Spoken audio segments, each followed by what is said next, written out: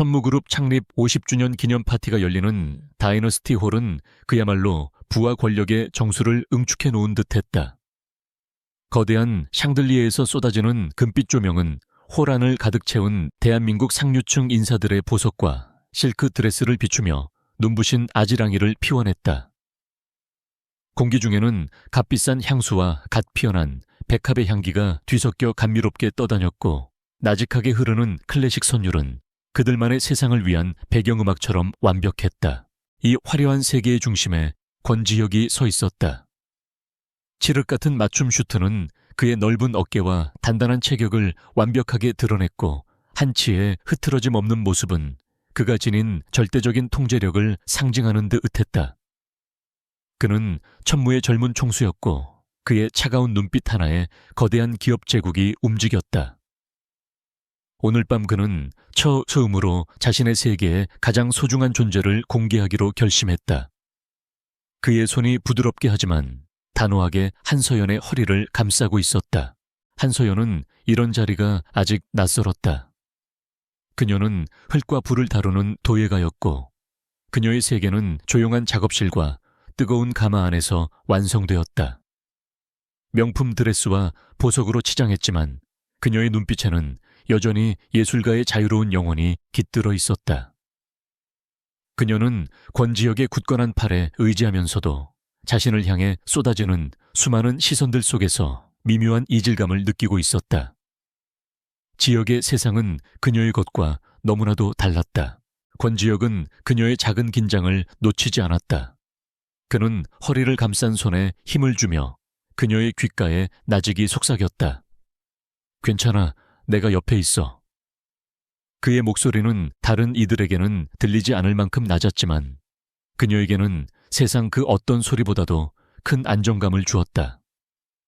서연은 그를 올려다보며 희미하게 미소 지었고, 그 순간 지혁의 차가운 눈매가 아주 잠시 부드럽게 풀렸다. 그 미소 하나가 그의 얼어붙은 세계를 녹이는 유일한 불씨였다. 파티에 모인 사람들은 두 사람을 향해 끊임없이 시선을 던졌다. 그들은 수군거렸다. 냉혈한으로 소문난 권지혁 회장이 저토록 다정한 눈빛을 보일 수 있다는 사실에 놀라워했고, 과연 저 여자가 누구인지에 대해 온갖 추측을 쏟아냈다. 재벌가의 딸도 유명 연예인도 아닌 무명의 예술가. 그 사실은 사람들의 호기심을 더욱 자극했다. 권지혁은 그 모든 시선과 수군거림을 완벽하게 무시했다. 그에게 중요한 것은 오직 한서연 그녀 한 사람뿐이었다. 한 중년의 기업 회장이 다가와 권지혁에게 인사를 건넸다.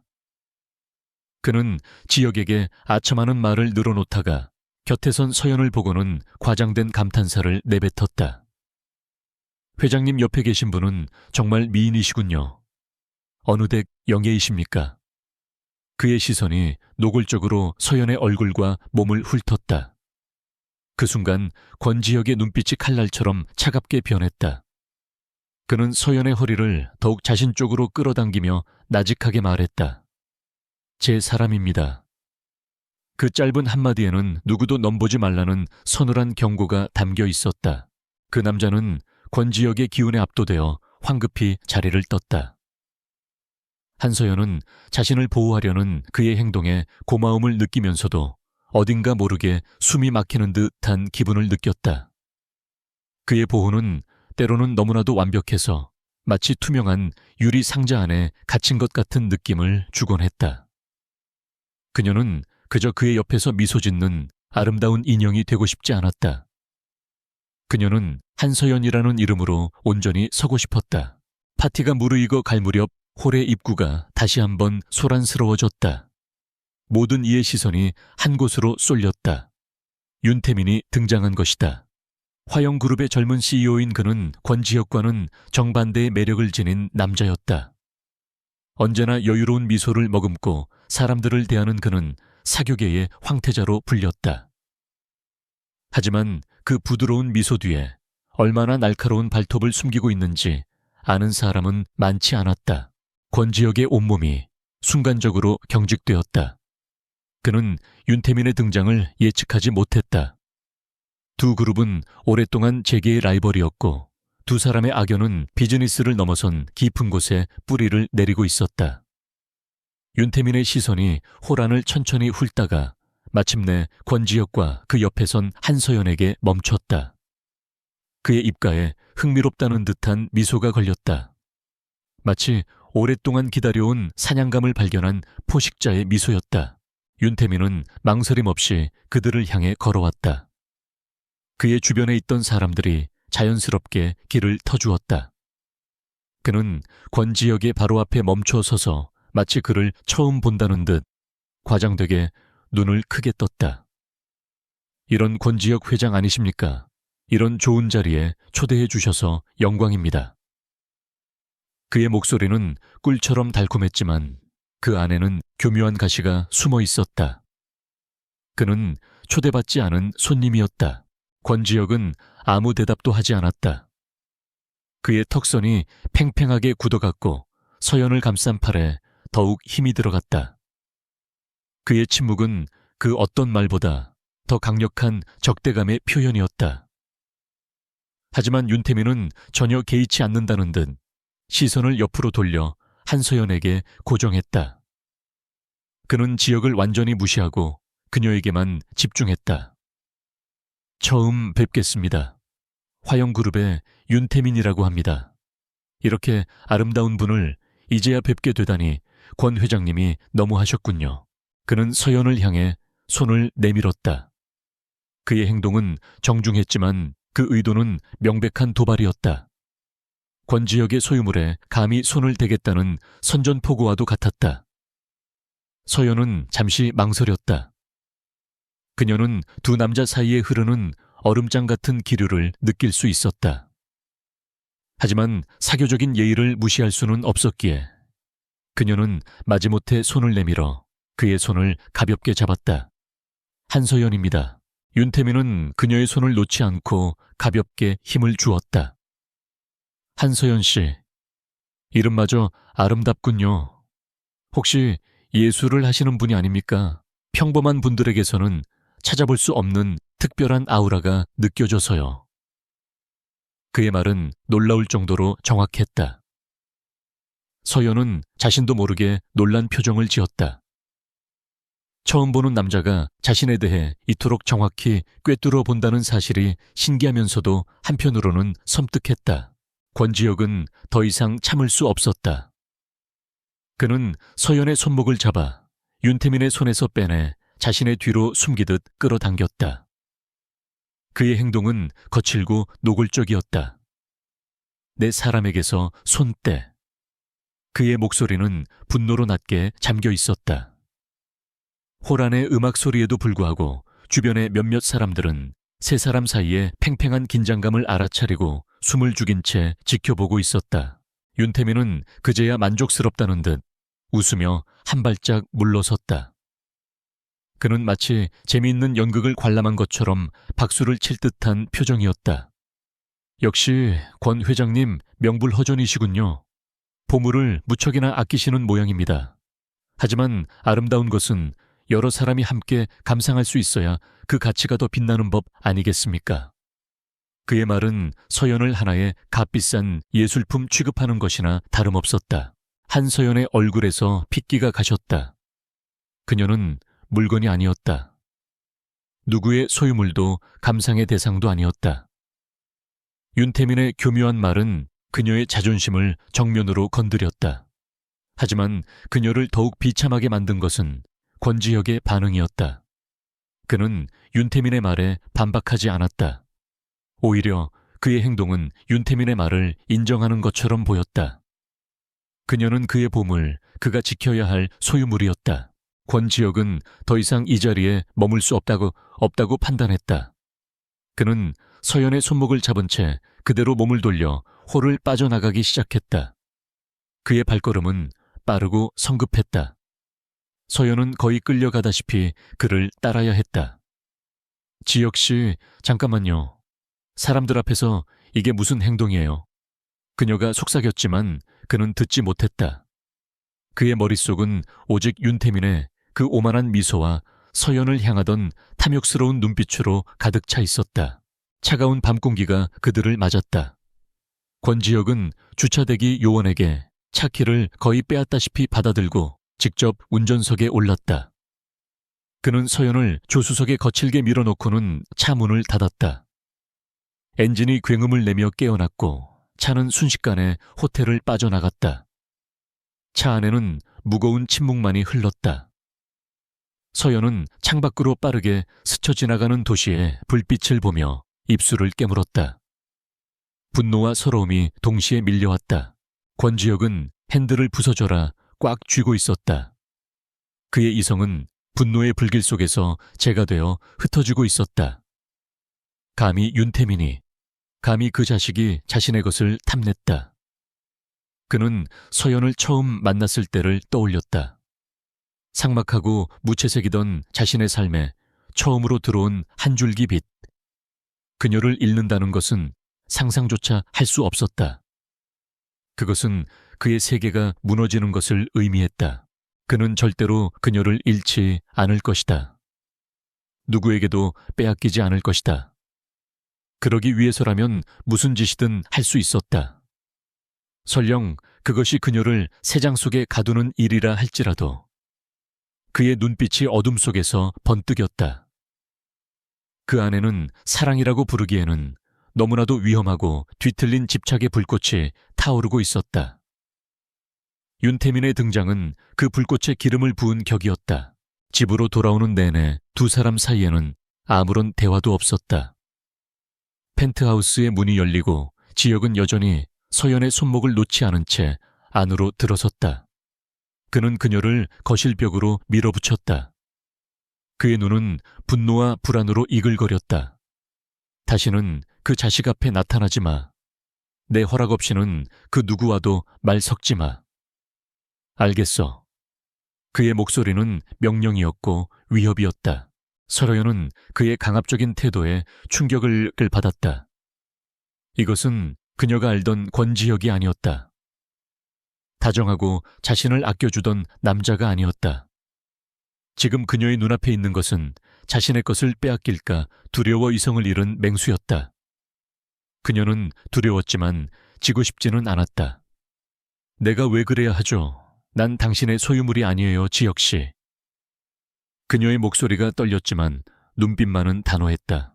그녀의 반항은 권지혁의 분노를 더욱 부채질했다. 그는 그녀의 양어깨를 강하게 붙잡았다. 소유물이 아니라고. 그럼 뭔데? 넌 내 여자야. 내 거란 말이다. 그의 외침이 텅 빈 거실을 울렸다. 서연의 눈에서 눈물이 흘러내렸다. 사랑이라는 이름으로 행해지는 이 끔찍한 소유욕 앞에서 그녀는 무력감을 느꼈다. 오늘 밤 두 사람의 관계에 처음으로 깊고 어두운 균열이 생겨나고 있었다. 권지혁은 그녀의 눈물을 보고 순간적으로 정신이 드는 듯했다. 그는 그녀를 아프게 하고 싶지 않았다. 하지만 어떻게 해야 할지 몰랐다. 그녀를 자유롭게 풀어주면 윤태민 같은 놈들이 벌떼처럼 달려들 것이다. 그는 그것을 견딜 수 없었다. 그의 불안은 곧 광기가 되어 그를 잠식하고 있었다. 그는 그녀를 끌어안았다. 너무나도 강하게 마치 그녀를 자신의 몸속에 영원히 가두려는 듯이. 그의 품에서 서연은 조용히 흐느꼈다. 이것이 사랑일까? 아니면 집착의 다른 이름일까? 그날 밤 권지혁은 잠들지 못했다. 그는 침대에 잠든 서연의 얼굴을 밤새도록 지켜보았다.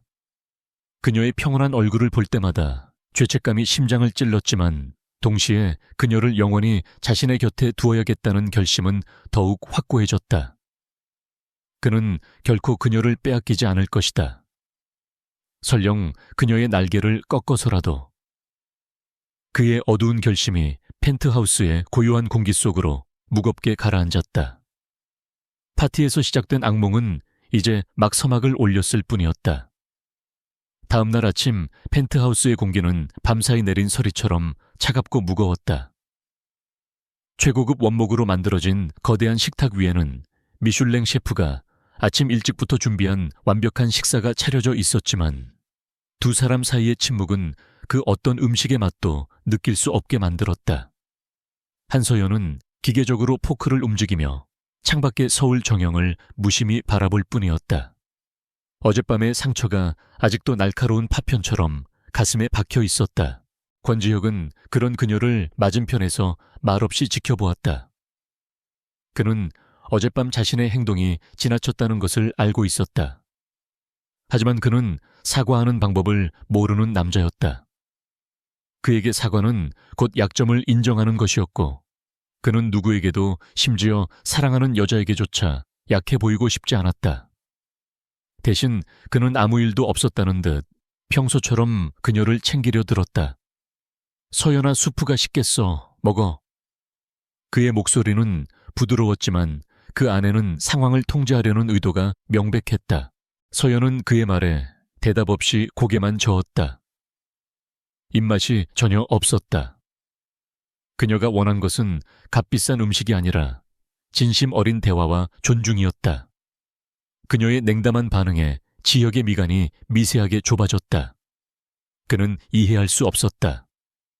그는 그녀를 세상의 모든 위험으로부터 지켜주려 했을 뿐이다. 윤태민 같은 놈이 그녀에게 접근하는 것을 막으려 했을 뿐이다. 그런데 왜 그녀는 자신을 밀어내는가? 그의 마음속에서 불안감이 다시 고개를 들기 시작했다. 식사가 끝나자 서연은 조용히 자리에서 일어나 자신의 작업실로 향했다. 펜트하우스 한쪽에 마련된 그 공간은 그녀가 이 숨 막히는 공간에서 유일하게 숨을 쉴 수 있는 곳이었다. 며칠 후로 다가온 그녀의 첫 개인전은 그녀에게 단순한 전시 이상의 의미를 가졌다. 그것은 세상에 권지혁의 여자가 아닌 도예가 한서연으로서 자신을 증명해 보일 첫 번째 기회였다.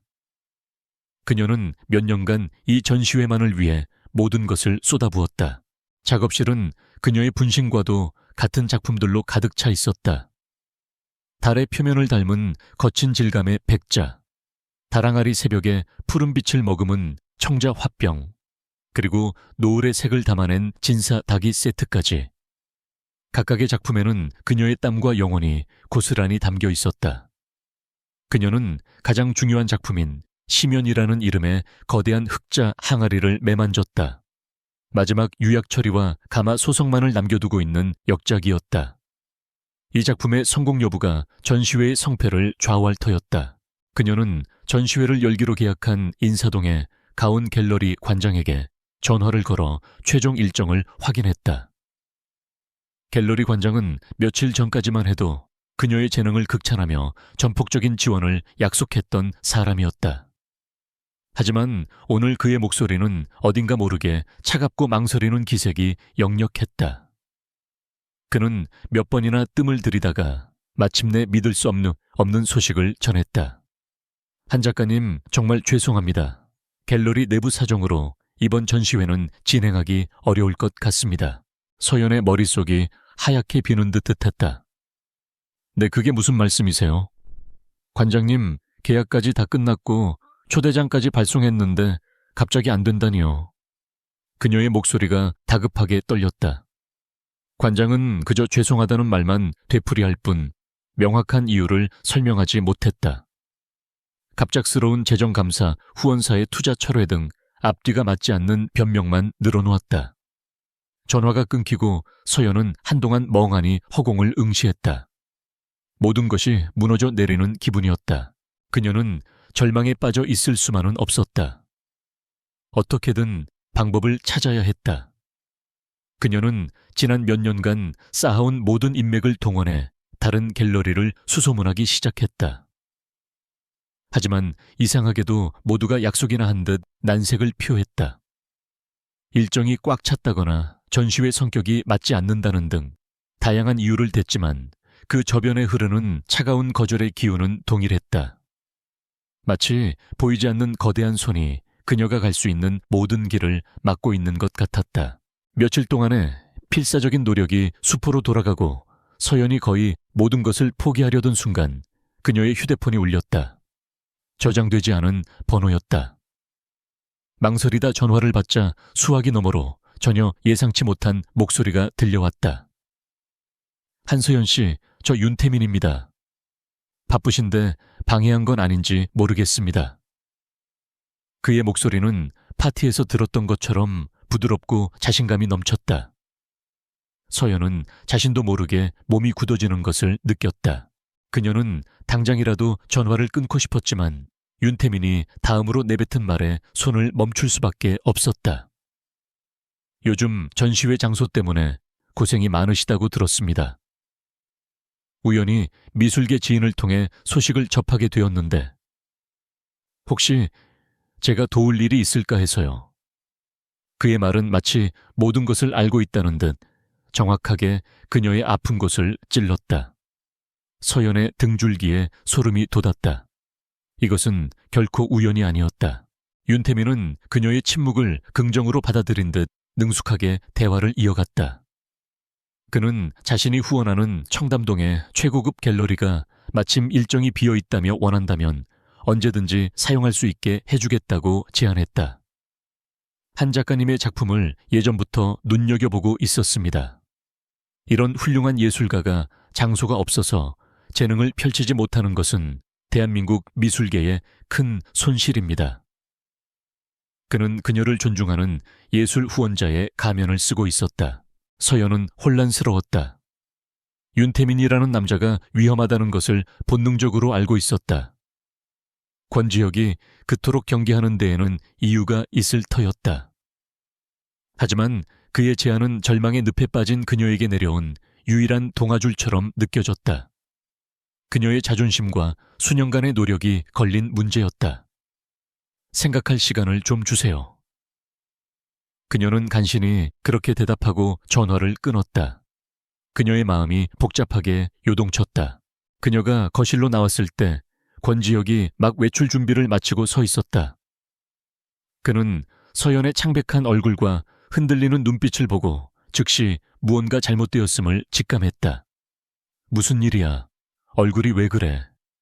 그가 다가와 그녀의 어깨를 붙잡으며 물었다. 그의 눈에는 걱정이 가득했지만 서연은 그 손길이 어쩐지 부담스럽게 느껴졌다. 그녀는 잠시 망설이다가 갤러리 대관이 취소되었다는 사실을 털어놓았다. 하지만 그녀는 윤태민에게서 전화가 왔다는 사실은 차마 말하지 못했다.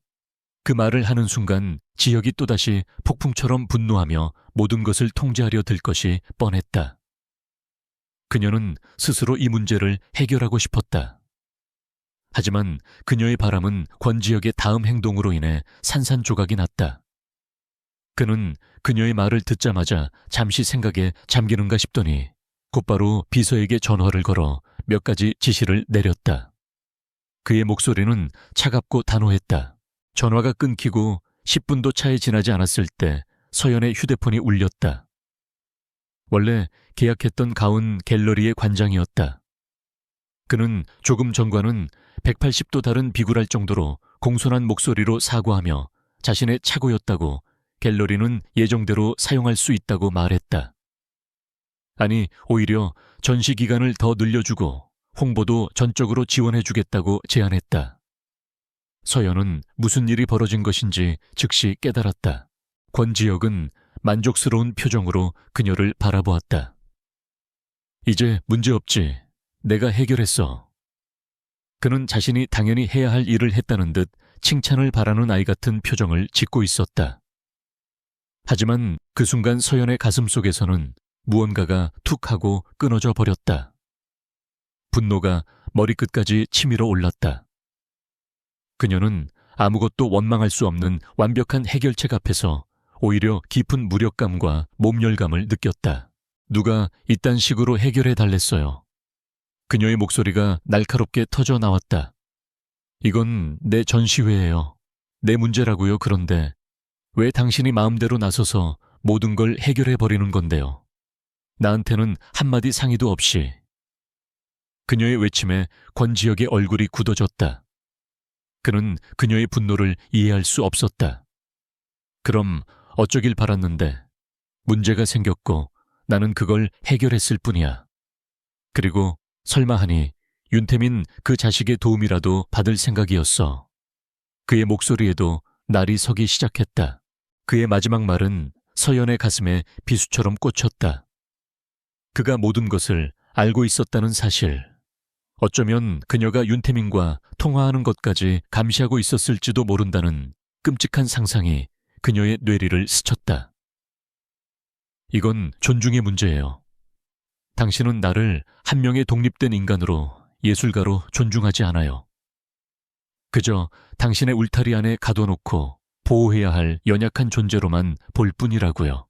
그녀의 절규에 권지혁의 눈빛이 차갑게 가라앉았다. 존중 세상이 너를 얼마나 쉽게 부서뜨릴 수 있는지 넌 몰라.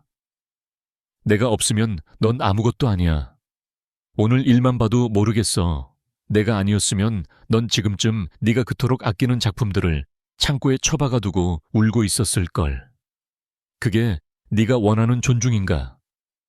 그의 말은 잔인한 비수처럼 그녀의 자존심을 난도질했다. 서연은 더 이상 아무 말도 할 수 없었다.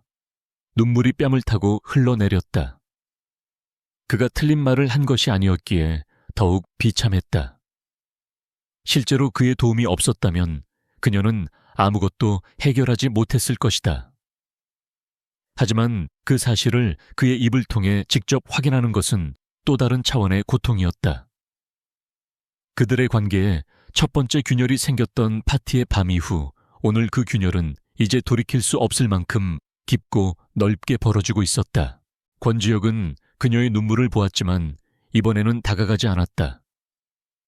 그는 자신의 방식이 옳다고 굳게 믿었다. 그녀가 지금은 아파하더라도 언젠가는 자신만이 그녀를 완벽하게 지켜줄 수 있는 유일한 사람이라는 것을 깨닫게 될 것이라고. 그녀의 어설픈 독립심과 자존심은 이 험한 세상에서 그녀를 지켜주지 못한다. 그의 신념은 더욱 확고해졌고 그녀를 향한 통제와 집착의 고삐를 더욱 단단히 움켜쥐어야겠다는 생각만이 그의 머리를 지배했다. 서연은 결국 그의 해결책을 받아들일 수밖에 없었다.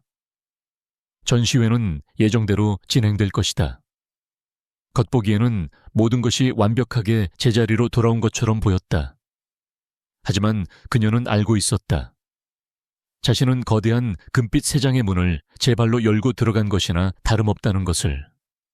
권지혁이 만들어준 완벽한 세상 속에서 그녀의 영혼은 서서히 질식해가고 있었다. 사랑이라는 이름의 이 감옥에서 과연 탈출할 수 있을까? 한서연의 개인전은 성공적으로 막을 올렸다. 권지혁의 막강한 영향력 덕분에 대한민국에서 가장 유명한 미술평론가들과 VVIP 컬렉터들이 전시회 첫날부터 문전성시를 이루었다. 언론은 앞다투어 혜성처럼 등장한 천재 도예가라며 그녀를 극찬했고 그녀의 작품들은 순식간에 높은 가격에 팔려나갔다. 겉으로 보기에 모든 것은 완벽했다. 하지만 서연은 웃을 수 없었어 것이다. 이 모든 성공이 자신의 힘이 아닌 권지혁이라는 거대한 그림자 아래서 이루어진 것이라는 사실을 누구보다 잘 알고 있었기 때문이다. 권지혁은 서연의 곁을 한시도 떠나지 않았다. 그는 자랑스러운 후원자이자 헌신적인 연인 행세를 했지만 그의 눈은 잠재적인 위협을 감시하는 경비견처럼 번뜩였다. 그는 서연에게 다가오는 모든 남자를 날카롭게 경계했고 그녀가 누구와 조금이라도 긴 대화를 나누는 것을 허용하지 않았다. 서연은 화려한 찬사 속에서 점점 더 고립감을 느꼈다. 그녀는 자신의 성공을 축하하는 파티의 주인공이었지만 실상은 황금 세장에 갇힌 아름다운 새에 불과했다. 한편 권지혁의 머릿속은 온통 윤태민에 대한 생각으로 가득 차 있었다. 전시회 문제를 해결한 것은 단지 급한 불을 끈 것일 뿐 근본적인 위협은 사라지지 않았다. 오히려 윤태민의 교활한 접근 방식은 그의 본능적인 경계심을 최고조로 끌어올렸다. 그는 더 이상 수동적으로 방어만 하고 있을 수 없다고 판단했다. 그는 자신의 제국 그리고 한서연을 지키기 위해 먼저 움직여야만 했다. 그는 자신의 비서실장이자 가장 신뢰하는 신복인 강민호 실장을 개인 서재로 불렀다. 서재는 방금벽으로 완벽하게 둘러싸여 있어 그 어떤 대화도 밖으로 새어 나가지 않았다. 강 실장, 지금부터 내가 하는 말은 절대적인 보안을 유지해야 하네. 지역의 목소리는 얼음처럼 차가웠다. 강민호는 묵묵히 고개를 숙였다. 그는 수년간 지역의 그림자 역할을 해오며 그의 모든 비밀을 지켜온 사람이었다. 화영그룹 윤태민 사장. 그 자에 대한 모든 것을 알아내 출생부터 지금까지 공적인 기록은 물론 사적인 부분까지 샅샅이 뒤져 자금 흐름 숨겨진 약점 여자 관계, 과거의 원한 관계까지 먼지 한 톨이라도 놓치지 마. 권지혁의 명령은 단호했다. 이것은 단순한 기업 경쟁자에 대한 조사가 아니었다. 이것은 전쟁을 앞둔 적장에 대한 분석이었다. 그는 윤태민을 완벽하게 해부해서 그의 숨통을 끊어놓을 칼날을 찾아야 했다. 강민호는 군말 없이 지시에 따랐다. 그가 이끄는 천무그룹의 정보팀은 국정원에 버금가는 능력을 갖추고 있었다. 그들은 즉시 움직이기 시작했다. 합법과 불법의 경계를 아슬아슬하게 넘나들며 정보들이 수집되었다. 윤태민의 개인 계좌 통화 기록, 이메일 내역이 해커들의 손에 들어왔고 그의 주변 인물들에 대한 감시가 24시간 내내 이루어졌다. 거대한 그물이 조용하지만 촘촘하게 윤태민을 향해 펼쳐지기 시작했다. 그 시각 윤태민은 자신의 사무실에서 권지혁의 움직임을 예측이라도 한 듯 여유롭게 와인을 음미하고 있었다. 그는 권지혁이 어떤 인간인지 잘 알았다. 통제광에 의심이 많고 자신의 것을 지키기 위해서라면 수단과 방법을 가리지 않는 남자. 그는 분명 자신의 뒤를 캐기 시작할 터였다. 하지만 윤태민은 두렵지 않았다. 오히려 그는 그 순간을 기다리고 있었다. 권지혁이 조사에 깊이 파고들수록 그는 자신이 파놓은 덫에 더 깊이 빠져들게 될 것이었다. 그는 이제 다음 수를 둘 차례라고 생각했다. 그는 한서연이 자주 가는 인사동의 고서점을 일부러 찾아갔다. 예술가인 그녀가 영감을 얻기 위해 종종 들르는 장소라는 것을 그는 사전에 파악해두고 있었다. 그는 고서점의 좁은 통로에서 책을 고르고 있는 그녀와 우연히 마주쳤다. 아, 한서연 작가님 아니십니까?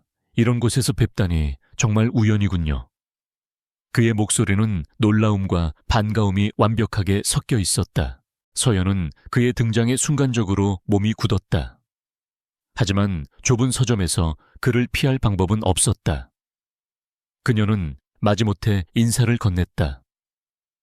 윤태민은 전시회의 성공을 진심으로 축하한다며 그녀의 작품에 대한 깊이 있는 감상평을 늘어놓았다. 그의 말은 단순한 아첨이 아니었다.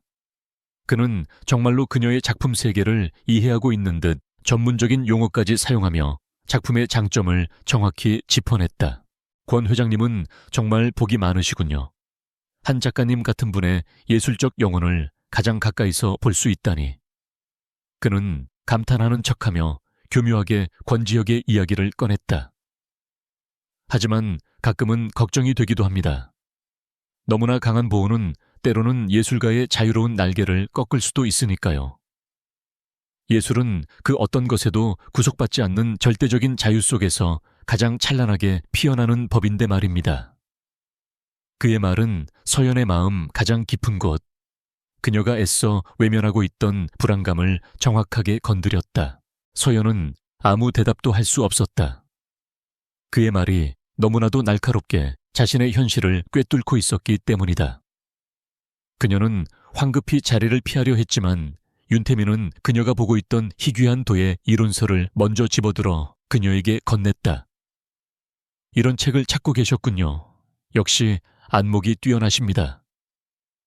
제가 선물해드리고 싶은데 괜찮으시겠습니까? 예술에 대한 순수한 존경의 표시로 받아주셨으면 합니다. 그의 태도는 너무나도 정중해서 거절하기가 어려웠다. 한편 강민호의 정보팀은 윤태민에 대한 1차 조사 결과를 권지혁에게 보고했다. 보고서에는 그의 화려한 성공신화 이면에 감춰진 추악한 진실들이 담겨 있었다. 무자비한 기업 사냥 비자금 조성 정관계, 로비 등 예상했던 내용들이었지만 그 중에서도 권지혁의 시선을 사로잡은 것은 따로 있었다. 윤태민에 붙인 윤성준 전 회장이 15년 전 파산하고 얼마 뒤 의문의 심장마비로 사망했다는 기록이었다. 권지혁의 뇌리에 잊고 있던 과거의 편린이 스쳐 지나갔다. 15년 전 그의 아버지 권 회장이 천무그룹을 지금의 반석 위에 올려놓기 위해 벌였던 수많은 인수합병 전쟁. 그 중에는 윤성준 회장이 이끌던 중견 건설사도 포함되어 있었다. 당시 천무는 적대적 M&A를 통해 그 회사를 흡수했고 그 과정에서 윤성준 회장은 모든 것을 잃었다. 권지혁은 그때 아버지의 옆에서 그 모든 과정을 지켜보았던 어린 소년이었다. 대우 깊이 파고들어 윤성준 회장의 죽음과 관련된 모든 것을, 당시 관련자들 숨겨진 기록들 전부 다 찾아내 권지혁의 목소리가 낮게 가라앉았다. 단순한 재계 라이벌 관계가 아니었다. 이것은 아비의 원한을 갚기 위해 돌아온 복수극일지도 모른다. 그렇다면 윤태민이 한서연에게 접근하는 이유는 명확해진다. 그녀는 그의 복수를 위한 가장 완벽한 도구이자 권지혁에게 가장 치명적인 상처를 입힐 수 있는 비수였다. 이 새로운 사실은 권지혁의 불안과 집착에 불을 붙였다. 그는 서연을 단순한 위협으로부터 보호하는 것이 아니었다. 그는 아버지 세대부터 이어진 잔인한 복수의 칼날로부터 그녀를 지켜내야만 했다. 이 사실을 그녀에게 말할 수는 없었다. 그녀를 이 더러운 진실의 한복판으로 끌어들일 수는 없었다. 그가 할 수 있는 일은 오직 하나, 그녀를 더욱 완벽하게 자신의 통제에 두는 것뿐이었다. 그날 저녁 그는 아무것도 모르는 서연에게 다이아몬드 목걸이를 선물했다. 얼마 전 그녀가 잡지에서 무심코 예쁘다고 말했던 것이었다. 서연은 그 값비싼 선물 앞에서 또다시 복잡한 감정에 휩싸였다. 그의 세심함에 고마우면서도 동시에 마치 이것이 또 다른 족쇄처럼 느껴졌다. 그녀가 진정으로 원하는 것은 이런 물질적인 것이 아니었다. 며칠 뒤 윤태민의 또 다른 선물이 그녀의 작업실로 배달되었다. 그것은 그가 고서점에서 사주었던 책과 함께 그가 직접 수소문에서 구했다는 희귀한 전통 유약 재료들이었다. 화려한 보석 대신 그녀의 예술 활동에 꼭 필요한 실질적인 선물이었다. 함께 온 카드에는 짧은 문장이 적혀 있었다. 자유로운 예술가를 응원하며. 그 문장이 하루 종일 서연의 머릿속을 맴돌았다. 서연은 혼란스러웠다. 한 남자는 그녀를 세상에서 가장 화려한 보석으로 치장해주지만 동시에 숨막히는 새장 속에 가두려 하고, 다른 한 남자는 그녀의 영혼을 이해하는 척하며 달콤한 말로 유혹한다. 그녀는 누구를 믿어야 할지, 무엇이 진실인지 알 수 없었다. 그녀는 그저 자신의 작업실에서 묵묵히 흙을 빚을 뿐이었다. 흙만이 그녀를 속이지 않는 유일한 것이었다. 그 시간 권지혁은 강민호로부터 충격적인 추가 보고를 받고 있었다. 15년 전 윤성준 회장의 회사를 무너뜨리는데 결정적인 역할을 했던 내부 고발자가 있었다. 그 내부 고발자는 천무로부터 막대한 보상금을 받고 해외로 도피했는데 그의 행방이 최근 묘연해졌다는 것이다. 그리고 그의 마지막 행적이 확인된 곳은 바로 윤태민의 별장 근처였다. 모든 조각들이 하나의 끔찍한 그림을 향해 맞춰지고 있었다. 윤태민의 복수는 이미 시작된 것이었다. 권지혁의 철저한 조사와 경고에도 불구하고, 혹은 바로 그 때문에 윤태민의 반격은 상상보다 훨씬 더 빠르고 잔인하게 시작되었다. 그것은 사업적인 공격이나 물리적인 위협이 아니었다. 그는 권지혁이 가장 아끼고 그래서 가장 지키고 싶어하는 존재, 바로 한서연의 영혼을 직접 겨냥했다. 그는 그녀를 사회적으로 매장시켜 권지혁의 품 안에서 스스로 무너져 내리게 만들 작정이었다. 폭풍은 한 온라인 연예 매체의 단독 기사 하나로 시작되었다. 천재 도예가 한서연 알고 보니 비운의 스승작품 표절 의혹이라는 자극적인 제목의 기사였다. 기사의 내용은 충격적이었다. 서연이 대학 시절 잠시 지도를 받았으나 지금은 고인이 된 무명 도예가 박선우의 미공개 스케치와 작품 구상을 그녀가 훔쳐서 자신의 대표작들을 만들었다는 주장이었다. 기사에는 조악하게 조작된 스케치 비교 사진과 자신을 박선우의 유가족이라고 주장하는 익명의 제보자 인터뷰까지 실려 있었다. 처음 서연은 그 기사를 보고 코웃음 쳤다. 말도 안 되는 삼류소설 같은 이야기였다. 박선우 선생은 그녀에게 많은 가르침을 준 고마운 분이었지만 두 사람의 작품 스타일은 완전히 달랐다.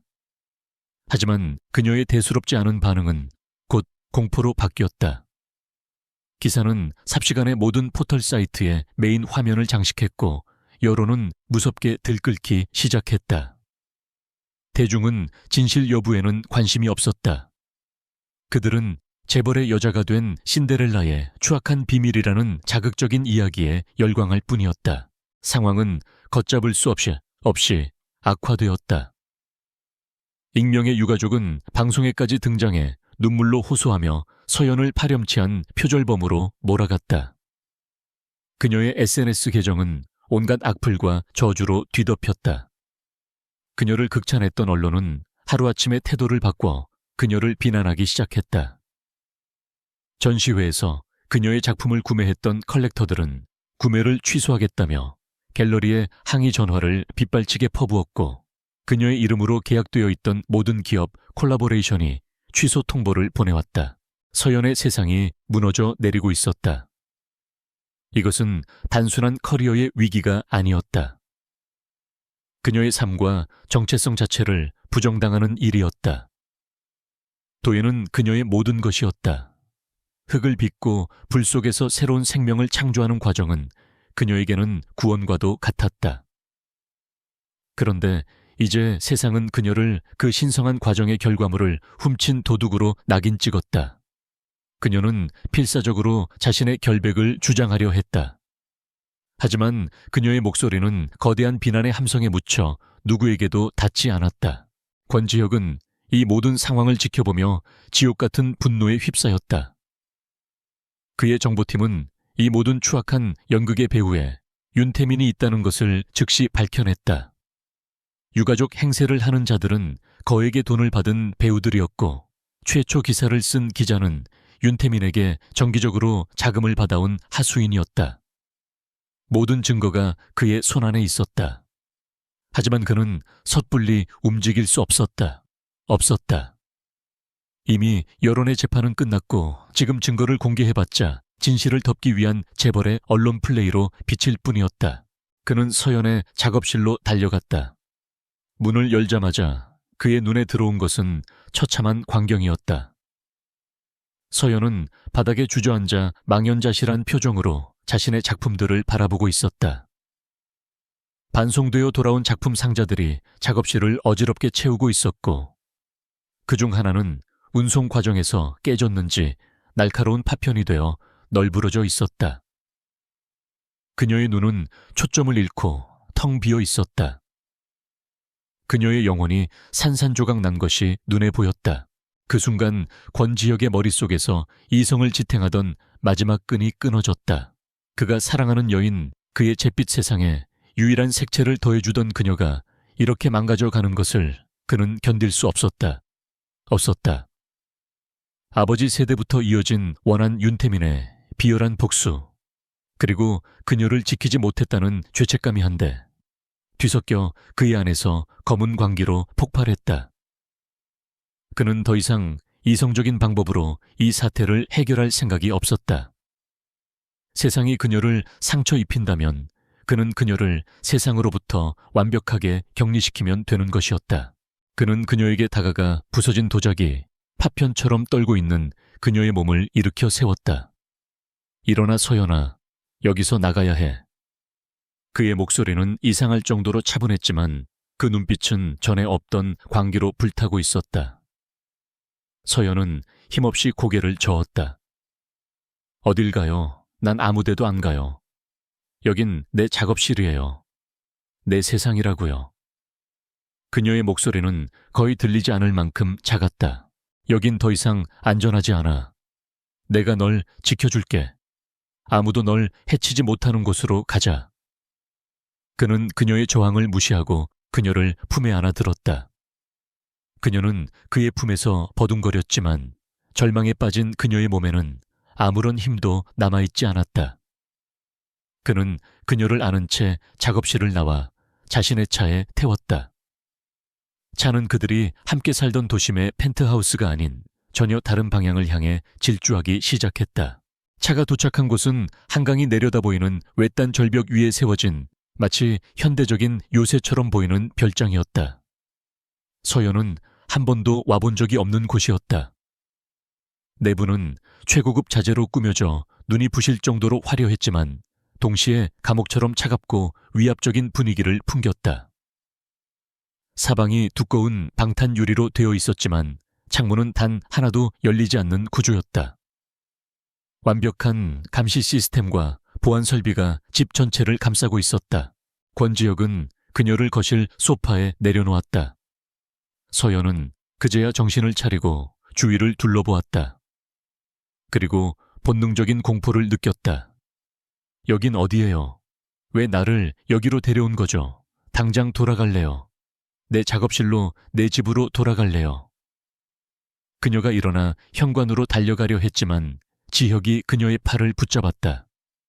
여기가 이제부터 내 집이야. 그의 목소리에는 한치의 감정도 실려 있지 않았다. 서연은 자신의 휴대폰을 찾으려 했지만 보이지 않았다. 내 휴대폰은요? 그녀의 물음에 그는 무심하게 대답했다. 보안상의 이유로 처리했어. 당분간은 필요 없을 거야. 그의 말에 서연의 얼굴이 하얗게 질렸다. 처리했다니 그게 무슨 말이에요? 당신 지금 뭐 하는 거예요? 이건 보호가 아니에요. 이건 감금이라고요. 그녀는 그의 팔을 뿌리치며 소리쳤다. 그녀의 눈에 비친 그는 더 이상 그녀가 사랑하던 남자가 아니었다. 그는 낯선 괴물이었다. 권지혁은 그녀의 절규에도 눈 하나 깜짝하지 않았다. 그는 오히려 슬픈 눈으로 그녀를 바라보았다. 감금하니 이건 보호야. 널 더럽히려는 저 미친 세상으로부터의 완벽한 보호. 내가 모든 것을 해결할 거야. 내게 누명을 씌운 놈들을 전부 지옥으로 보내고 네 명예를 되찾아 줄게. 그러니 그때까지만 아주 잠시만 여기 얌전히 있어줘. 넌 아무것도 할 필요 없어. 그냥 나만 믿고 기다리면 돼. 그의 말은 논리적으로 들렸지만 그 행동은 미친 짓이었다. 서연은 절망적으로 고개를 저었다. 싫어요. 날 이렇게 가둬둘 권리 당신에겐 없어요. 문 열어요. 당장 여기서 나가게 해줘요. 그녀는 현관문으로 달려가 문을 미친 듯이 두드렸다. 하지만 육중한 철문은 꿈쩍도 하지 않았다. 최첨단 전자 잠금 장치는 그의 지문이나 홍채 없이는 절대 열리지 않도록 설계되어 있었다. 권지혁은 더 이상 아무 말도 하지 않고 조용히 그녀의 뒤에서 몸을 돌렸다. 그는 서재로 보이는 방으로 들어가 문을 닫았다. 잠시 후 집 전체에 철컥하는 기계음이 낮게 울려 퍼졌다. 모든 문과 창문이 이중으로 잠기는 소리였다. 금빛 세 장의 문이 마침내 닫힌 것이다. 서연은 그 소리에 온몸의 힘이 빠져나가는 것을 느끼며 문에 기댄 채 바닥으로 주저앉았다. 그녀의 울음소리가 텅 빈 거실에 울려 퍼졌다. 하지만 이제 그녀의 울음소리를 들어줄 사람은 아무도 없었다. 굳게 닫힌 서재 문 뒤에서 권지혁은 그녀의 울음소리를 들으며 주먹을 꽉 쥐었다. 그의 뺨 위로 뜨거운 눈물 한 줄기가 흘러내렸다. 그는 그녀를 아프게 하고 싶지 않았다. 하지만 이것이 그녀를 지킬 수 있는 유일한 방법이라고 그는 굳게 믿었다. 그는 자신의 사랑이 뒤틀린 집착이 되어 그녀를 삼켜버렸다는 사실을 애써 외면했다. 감금된 첫날 한서연은 절망과 분노 속에서 거의 모든 것을 부수어버릴 듯이 저항했다. 그녀는 비명을 지르고 문을 두드리고 값비싼 가구들을 향해 손에 잡히는 모든 것을 던졌다. 하지만 요새와도 같은 별장은 그녀의 모든 분노를 소리 없이 삼켜버릴 뿐이었다. 그녀의 처절한 저항은 고요한 정막 속에서 공허한 메아리가 되어 흩어졌다. 아무도 그녀의 목소리에 답하지 않았다. 시간이 흐르면서 격렬했던 분노는 점차 차가운 무력감으로 변해갔다. 서연은 깨달았다. 이런 식의 저항은 아무런 의미가 없다는 것을. 권지혁은 그녀의 감정적인 폭발을 이미 예상하고 이 모든 것을 준비했을 터였다. 그녀가 발버둥 칠수록 그는 자신의 행동이 정당했다는 확신만 더 굳히게 될 것이다. 그녀는 싸움의 방식을 바꿔야만 했다. 맹수처럼 포효하는 대신 조용히 때를 기다리는 뱀의 지혜가 필요했다. 그녀는 저항을 멈추었다. 더 이상 소리치지도 울부짖지도 않았다. 대신 그녀는 이 거대한 금빛 감옥을 자신의 새로운 작업실처럼 여기기 시작했다. 그녀는 집 안 구석구석을 탐색하며 모든 것의 위치와 구조를 머릿속에 그렸다. 창문의 개수 복도의 길이 감시 카메라의 사각지대. 그리고 하루에 2번 정해진 시간에 음식을 가져다 놓고 말없이 사라지는 가사 도우미의 동선까지. 그녀의 모든 감각이 생존을 위해 날카롭게 벼려졌다. 권지혁은 하루에 1번 저녁 늦게 이곳을 찾아왔다. 그는 언제나 최고급 레스토랑에서 포장해온 음식과 그녀를 위한 선물을 들고 나타났다. 어떨 때는 명품 옷이었고 어떨 때는 구하기 힘든 미술 서적이었다. 그는 마치 아무 일도 없었다는 듯 다정한 연인의 얼굴을 하고 그녀를 대했다. 그는 자신이 벌이고 있는 외부의 전쟁에 대해 이야기했다.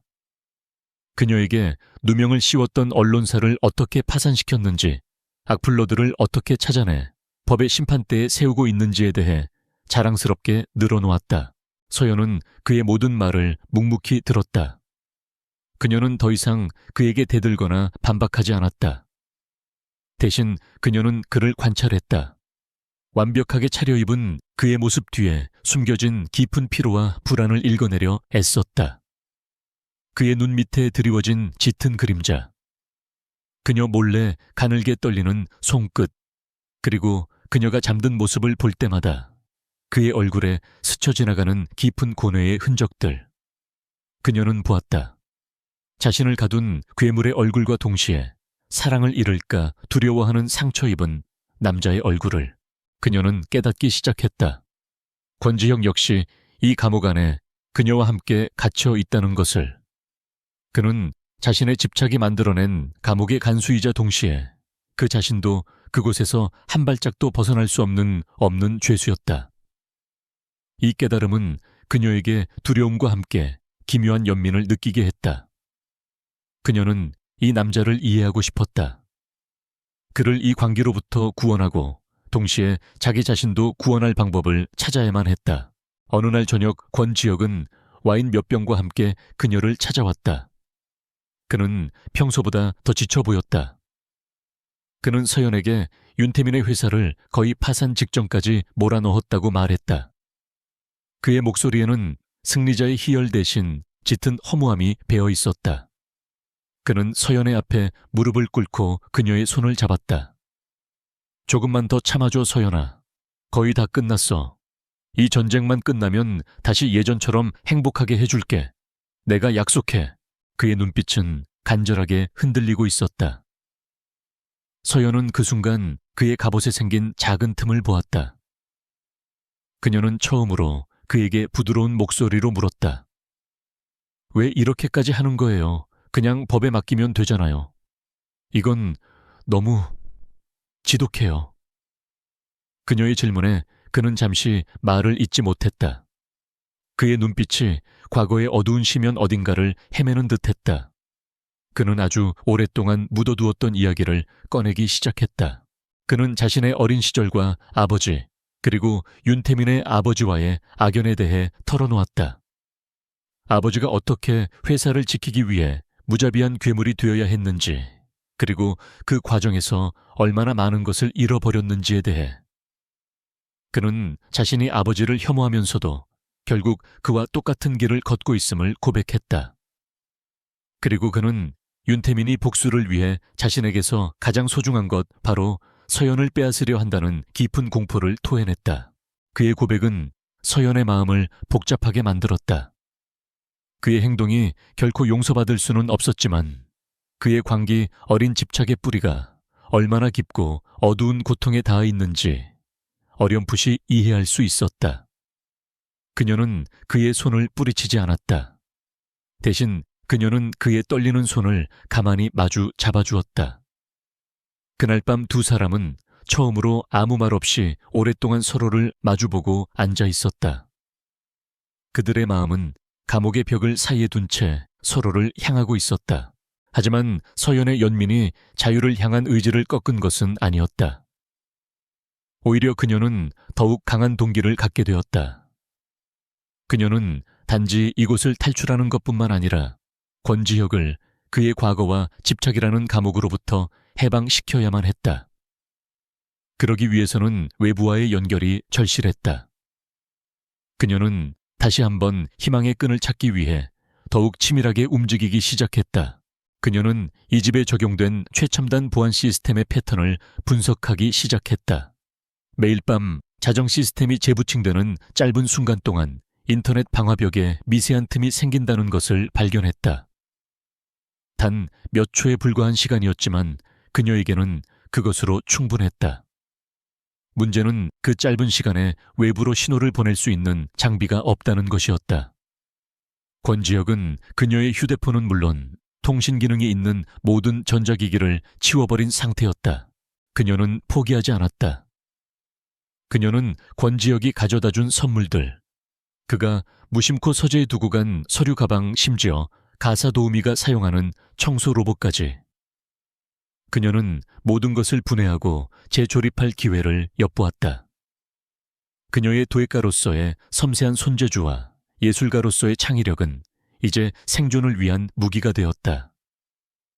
그녀는 마치 흙으로 새로운 형태를 빚어내듯 주변의 사물들을 이용해 자신만의 통신 장비를 만들어내기 시작했다. 며칠 후 그녀는 마침내 작은 희망의 조각을 완성했다. 권지혁이 가져다 준 최신형 태블릿 PC의 부품과 고장난 오디오의 안테나, 그리고 약간의 전선을 이용해 만든 조잡한 형태의 신호 증폭기였다. 성공 확률은 희박했지만 시도해볼 가치는 있었다. 그녀는 시스템이 재부팅되는 자정을 기다렸다. 그녀의 심장이 미친 듯이 뛰기 시작했다.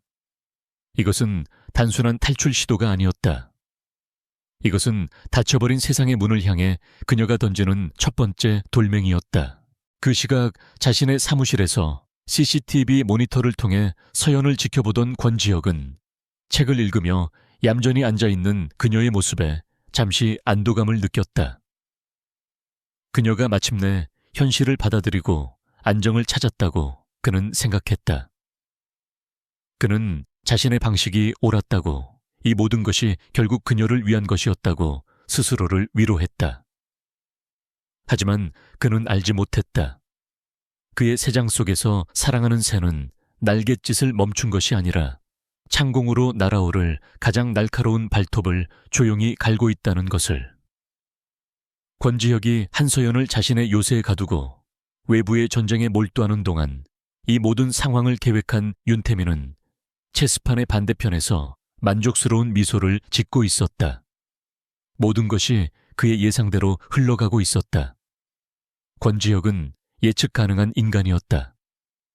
그는 자신의 소유물에 상처가 나면 이성을 잃고 그것을 가장 안전하다고 생각하는 곳에 숨겨버리는 원시적인 수컷과 다를 바 없었다. 그리고 그 과도한 보호 본능이 바로 그의 가장 치명적인 아킬레스건이었다. 윤태민의 1차 목표는 한서연을 사회적으로 매장시키는 것이 아니었다. 그것은 단지 권지혁을 자극하기 위한 미끼에 불과했다. 그의 진짜 목표는 권지혁이 스스로 한서연을 감금하게 만들어 그를 사랑에 미친 집착광으로 대중에게 각인시키는 것이었다. 그리고 이제 그 완벽한 무대가 마련되었다. 그는 복수의 제2막을 올릴 준비를 마쳤다. 그는 구원자의 가면을 쓰고 무대 위로 등장할 참이었다. 그는 자신이 통제하는 언론사들을 통해 새로운 이야기를 퍼뜨리기 시작했다. 이번 타겟은 한서연이 아닌 권지혁이었다. 충격 단독 연인 한서연 표절 스캔들 이후 행방묘연. 권지혁 회장, 감금 의혹 증폭 같은 자극적인 기사들이 쏟아져 나왔다. 기사들은 교묘하게 사실과 거짓을 뒤섞었다. 권지혁이 외부의 비난으로부터 그녀를 보호하고 있다는 사실을 인정하면서도 그 방식이 도를 넘어선 병적인 집착이라는 뉘앙스를 강하게 풍겼다. 그는 익명의 측근들을 인터뷰에 내세웠다. 그들은 권지혁의 편집증적인 성격과 과거 그의 연인들이 겪었던 숨막히는 구속에 대해 증언했다. 물론 모든 것은 윤태민이 만들어낸 거짓 이야기였다. 하지만 대중은 또다시 열광했다. 재벌 총수의 추악한 이면이라는 소재는 언제나 흥미로운 가십거리였다. 한서연을 향했던 비난의 화살은 이제 동정론으로 바뀌었고 그 화살은 고스란히 권지혁을 향해 날아갔다.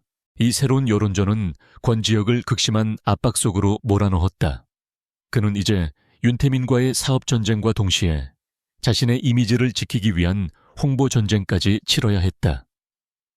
천무그룹의 이사회는 술렁이기 시작했고 주가는 연일 하락했다. 이 모든 스트레스는 그를 더욱 지치고 신경질적으로 만들었다. 그는 별장에 머무는 시간을 줄이고 회사에서 밤을 새우는 날이 많아졌다. 역설적이게도 그의 위기는 서연에게는 더 많은 자유시간과 기회를 의미했다. 서연은 마침내 그날 밤 결전을 준비했다. 그녀는 자신이 만든 조잡한 통신 장비를 침대 밑 깊숙한 곳에서 꺼냈다.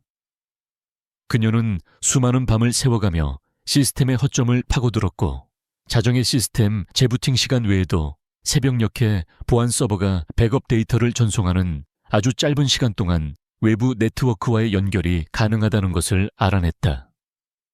그녀에게는 단 한 번의 기회뿐이었다. 실패하면 모든 것이 끝이었다. 그녀는 누구에게 연락해야 할지 오랫동안 고민했다. 경찰 친구 모두 위험 부담이 컸다. 권지혁은 그녀의 모든 주변 인물을 감시하고 있을 터였다. 그러다 그녀의 머릿속에 한 사람이 떠올랐다. 권지혁의 비서 강민호 실장. 그는 지혁에게 절대적으로 충성했지만 동시에 불의를 용납하지 않는 강직한 원칙주의자이기도 했다. 서연은 그가 최소한 자신의 말을 들어줄 유일한 사람이라고 판단했다. 새벽 4시 마침내 약속의 시간이 되었다. 그녀는 떨리는 손으로 장비를 작동시켰다. 다행히 약한 신호가 잡혔다. 그녀는 미리 생각해둔 짧은 메시지를 익명의 이메일 계정으로 발송했다. 수신인은 강민호의 개인 이메일 주소였다. 실장님, 저예요. 도움이 필요해요. 세장. 에스더. 그녀는 자신의 이니셜을 마지막에 남겼다. 메시지가 성공적으로 발송되었다는 확인창이 뜨자마자 그녀는 모든 기록을 삭제하고 장비를 다시 해체해서 숨겼다. 그녀는 자신이 던진 작은 돌멩이가 거대한 파문을 일으키기를 간절히 기도했다. 그리고 바로 다음 날 오후 서연이 창밖을 무심코 내다보고 있을 때 그녀의 눈에 기이한 광경이 들어왔다. 작은 드론 하나가 소리 없이 날아와 그녀가 있는 방의 테라스 창문 앞에 멈춰 선 것이다. 드론의 아래에는 작은 방수 파우치가 매달려 있었다. 서연은 심장이 멎는 듯 했다. 그녀는 주위의 감시 카메라를 의식하며 최대한 자연스럽게 테라스로 나가 마치 떨어진 귀걸이를 줍는 척하며 재빨리 파우치를 손에 쥐었다. 방으로 돌아온 그녀는 떨리는 손으로 파우치를 열었다. 안에는 작은 위성 전화기와 함께 단정한 글씨체로 쓰인 쪽지가 들어있었다. 당신이 죄수라는 것을 알고 있습니다. 당신을 꺼내줄 수 있습니다. 전화하세요. Y, 마지막 이니셜이 누구를 의미하는지는 명백했다. 윤태민. 그는 그녀의 위치를 정확히 파악하고 권지혁의 철통 같은 보안을 뚫고 그녀에게 연락을 해온 것이다. 그는 자신이 구원자임을 자처하고 있었다. 서연은 극심한 혼란에 빠졌다. 그녀의 눈앞에는 이제 두 개의 길이 놓여 있었다.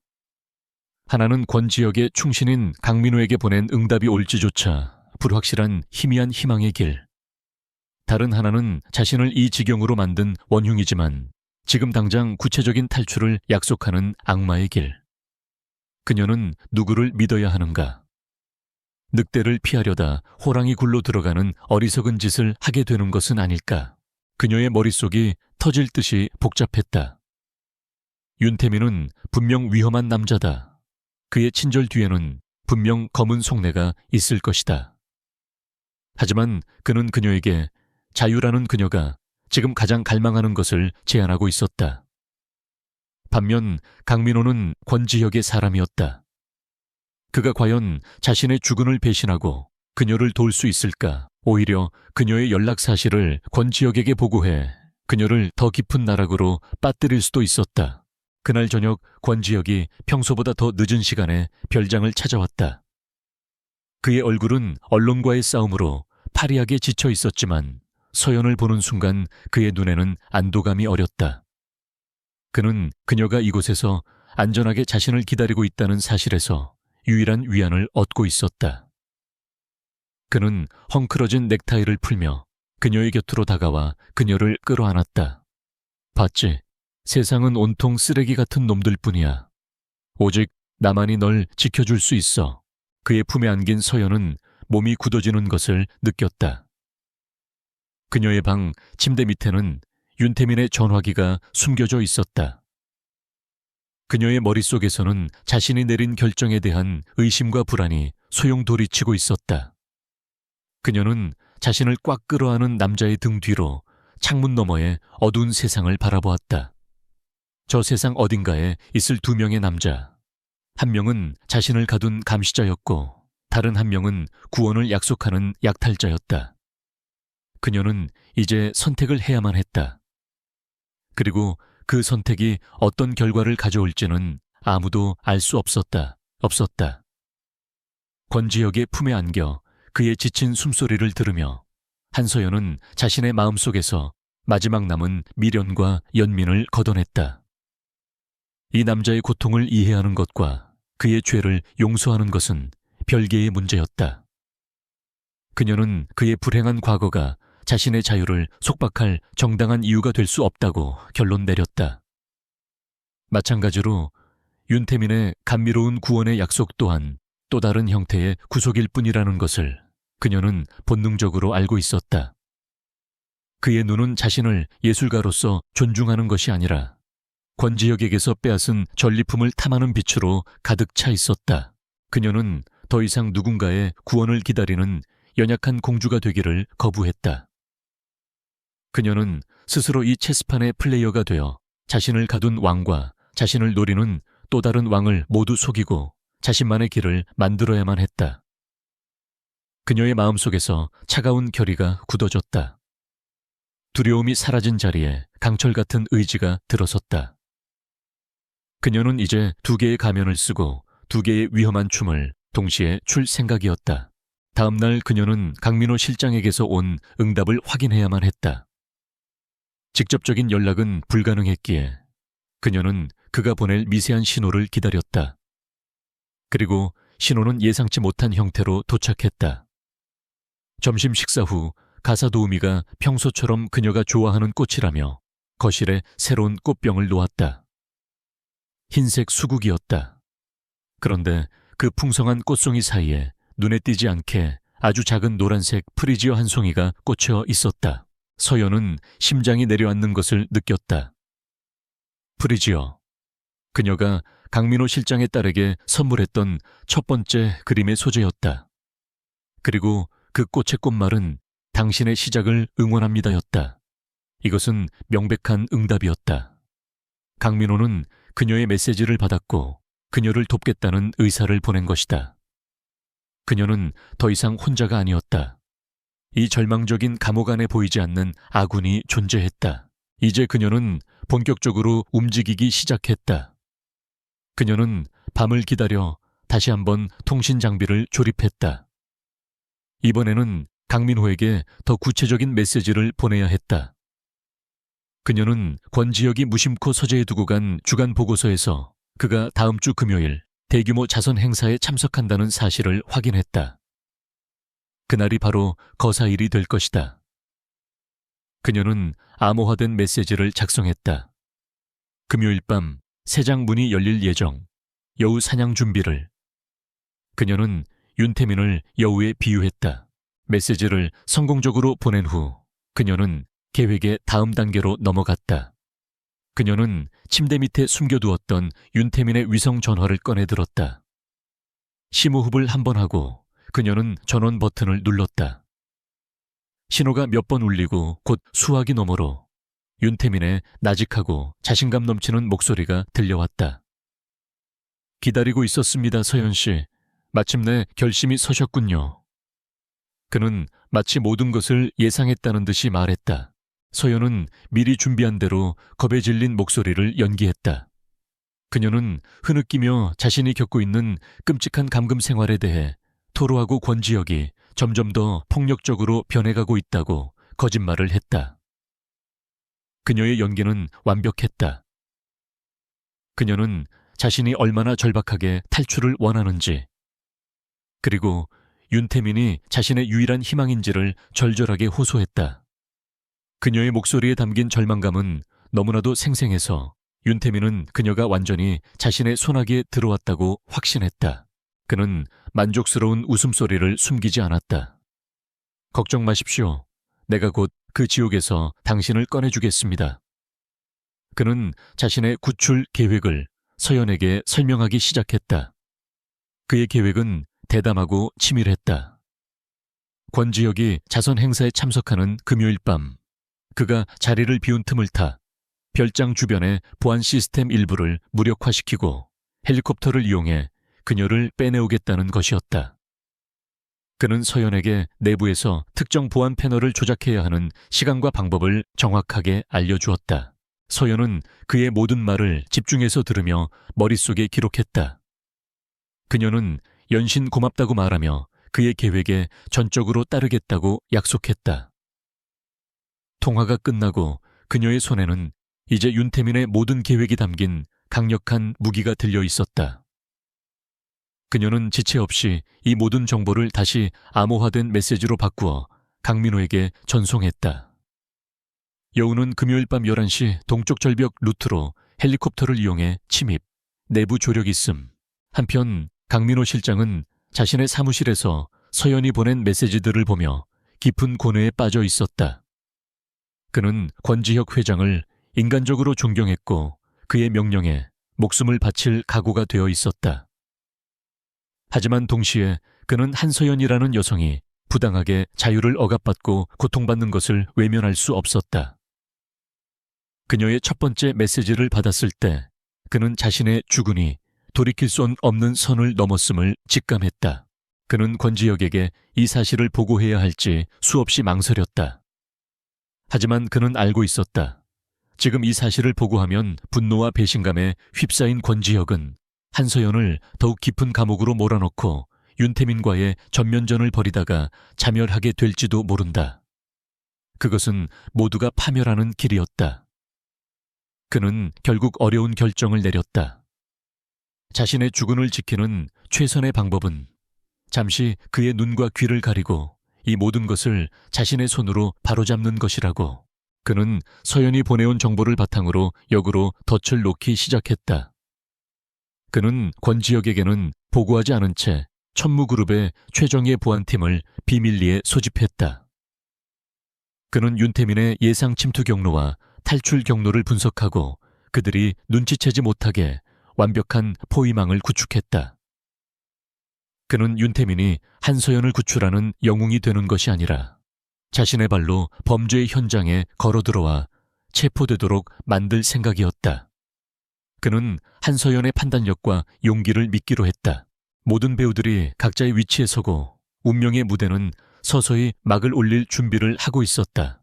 서연은 감옥 안에서 순종적인 약혼녀와 절박한 탈출자를 오가며 아슬아슬한 연기를 계속했다. 윤태민은 자신의 승리를 확신하며 달콤한 함정 속으로 걸어 들어오고 있었다. 강민호는 자신의 모든 것을 걸고 주군을 위한 그리고 정의를 위한 위험한 도박을 준비하고 있었다. 그리고 이 모든 폭풍의 눈의 중심에 있는 권지혁은 아무것도 모른 채 자선 행사에서 입을 연미복을 고르고 있었다. 그는 그날 밤 자신의 연인이 탈출을 감행하고 자신의 충신이 자신을 속이고 그리고 자신의 숙적이 그의 선격을 침범하리라고는 꿈에도 생각하지 못했다.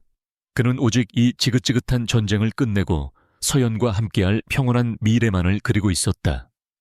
하지만 그가 꿈꾸는 평화는 가장 거대한 폭풍이 지나간 뒤에야 비로소 찾아올 터였다. 자선 행사가 열리는 호텔의 연회장은 별들의 전쟁터였다. 수많은 카메라 플래시가 터지고 대한민국을 움직이는 권력자들과 셀러브리티들이 화려한 가면을 쓴 채 서로에게 미소를 던졌다. 그 중심에 선 권지혁은 완벽한 주최자의 모습을 하고 있었지만 그의 신경은 온통 다른 곳에 가 있었다. 그는 한시라도 빨리 이 위선적인 파티를 끝내고 그의 유일한 안식처인 한서연이 기다리는 별장으로 돌아가고 싶었다. 그는 자신의 불안감을 감추기 위해 억지로 미소를 지으며 사람들과 대화를 나누었다. 그는 알지 못했다. 바로 그 시각 그가 그토록 돌아가고 싶어하는 그의 선격에서 그의 세계를 송두리째 뒤흔들 거대한 폭풍이 조용히 몰아치고 있다는 것을. 그의 새장 속 연약한 새는 이제 스스로 새장의 문을 열고 폭풍 속으로 날아오를 준비를 하고 있었다. 밤 10시 50분. 서연은 약속된 시간이 다가오자 심호흡을 했다. 그녀의 심장은 금방이라도 터져 나올 듯이 격렬하게 뛰었지만 그녀의 손끝은 놀라울 정도로 침착했다. 그녀는 윤태민이 알려준 대로 별장 2층의 통신실로 향했다. 그가 말한 보안 패널은 눈에 잘 띄지 않는 벽면 뒤에 숨겨져 있었다. 그녀는 떨리는 손으로 패널을 열고 그의 지시대로 특정 회선을 절단했다. 동쪽 테라스에 레이저 감지기와 동작 센서가 10분간 무력화되는 순간이었다. 그녀는 곧장 약속 장소인 동쪽 테라스로 향했다. 차가운 밤 공기가 그녀의 뺨을 스쳤다.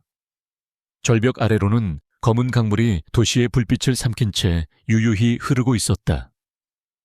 그녀는 난간에 기댄 채 어둠 속에서 나타날 구원자를 기다렸다. 하지만 그녀의 눈은 희망이 아닌 냉철한 결의로 가득 차 있었다. 그녀는 오늘 밤 이 지긋지긋한 연극의 막을 자신의 손으로 내릴 생각이었다. 얼마 지나지 않아 칠흑 같은 어둠 속에서 희미한 프로펠러 소리가 들려오기 시작했다. 소리는 점점 가까워졌고 마침내 스텔스 기능이 탑재된 검은색 헬리콥터 한 대가 소리 없이 절벽 근처 상공에 나타났다. 헬리콥터에서 로프가 내려오고 검은 옷을 입은 남자 몇 명과 함께 마침내 윤태민의 모습을 드러냈다. 그는 승리에 도취된 개선 장군처럼 여유로운 미소를 지으며 그녀에게 다가왔다. 결국 당신은 현명한 선택을 했군요, 서연 씨. 이제 이 지옥에서 벗어날 시간입니다. 그가 그녀의 손을 잡기 위해 손을 뻗는 순간이었다. 갑자기 별장의 모든 조명이 일제히 켜지며 테라스 주위를 대낮처럼 밝혔다. 어둠 속에 숨어있던 수십 명의 검은 양복 사내들이 총구를 겨눈 채 그들을 완벽하게 포위했다. 그들의 앞에는 강민호 실장이 얼음처럼 차가운 표정으로 서 있었다. 윤태민의 얼굴에서 미소가 사라졌다. 그의 눈이 당혹감과 분노로 이글거렸다. 이게 무슨 짓이지? 그는 자신의 옆에 선 서연을 돌아보았다. 그녀는 더 이상 겁에 질린 피해자를 연기하고 있지 않았다. 그녀의 눈빛은 차갑고 단단했다. 그제야 윤태민은 자신이 처음부터 그녀의 손바닥 위에서 놀아났다는 것을 깨달았다. 내 년이 감히 나를. 그의 분노에 찬 외침이 밤 공기를 갈랐다. 바로 그때였다. 자선 행사장에 있던 권지혁의 휴대폰으로 최고 등급의 보안 경보가 울렸다. 별장에 외부인이 침입했다는 비상 신호였다. 강민호가 만약을 위해 준비해둔 마지막 카드였다. 권지혁의 얼굴이 하얗게 질렸다. 그는 연설 중이던 마이크를 내팽개치고 미친 듯이 연회장을 뛰쳐나갔다. 그의 머릿속은 오직 하나 서연이 위험에 처했다는 공포로 가득 차 있었다. 권지혁이 지옥 같은 속도로 차를 몰아 별장에 도착했을 때 그의 눈에 들어온 것은 믿을 수 없는 광경이었다. 자신의 보안팀에게 포위된 윤태민, 그리고 그와 함께 서 있는 한서연. 그의 머릿속이 혼란으로 폭발했다. 서연이 윤태민과 함께 도망치려다 붙잡힌 것인가, 아니면 권지혁은 감히 다음 상황을 상상할 수 없었다. 그는 차에서 내려 그들을 향해 미친 듯이 달려갔다. 서연아, 그의 절규에 가까운 외침에 모두의 시선이 그에게로 쏠렸다. 서연은 자신을 향해 달려오는 공포와 배신감으로 뒤엉킨 그의 얼굴을 보았다. 그리고 그 옆에는 모든 것을 잃고 궁지에 몰린 짐승처럼 번뜩이는 윤태민의 눈이 있었다. 이제 모든 플레이어가 한 무대 위에 모였다. 진실과 거짓 사랑과 증오가 뒤엉킨 마지막 막이 오르는 순간이었다. 권지혁은 서연의 앞에 서서 그녀의 어깨를 붙잡고 흔들었다. 이게 다 무슨 짓이야. 저 자식과 함께 도망치려던 거였어. 그의 목소리는 절망으로 갈라져 있었다. 서연이 입을 열어 해명하려던 순간 윤태민이 미친 사람처럼 웃음을 터뜨렸다. 도망. 아니, 이건 초대였지. 내 여자가 직접 나를 이곳으로 불렀다고, 이 멍청한 놈아. 그는 이제 모든 것을 망가뜨리기로 작정한 듯했다. 그는 권지혁과 서연을 번갈아 보며 과거의 모든 진실을 악의에 가득 찬 목소리로 쏟아내기 시작했다. 내 아버지가 우리 아버지를 어떻게 죽였는지, 아나 회사를 빼앗고 모든 희망을 짓밟고 결국 길거리로 나앉게 만들었지. 우리 아버지는 화병으로 돌아가셨어. 내 놈들 집안이 쌓아 올린 부의 탑은 우리 가족의 피눈물로 만들어진 거라고. 그의 저주 섞인 외침이 모두의 심장을 파고들었다. 권지혁은 아무 말도 할 수 없었다. 그것은 그가 외면하고 싶었던, 하지만 부정할 수 없는 진실이었기 때문이다.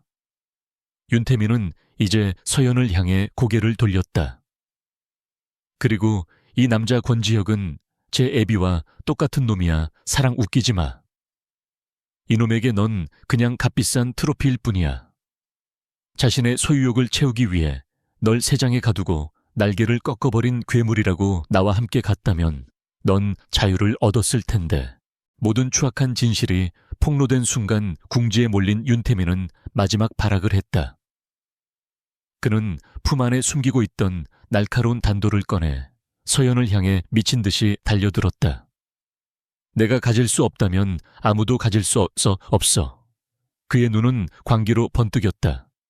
모든 것이 순식간에 일어났다. 강민호의 팀이 움직이기 전에 권지혁이 먼저 반응했다.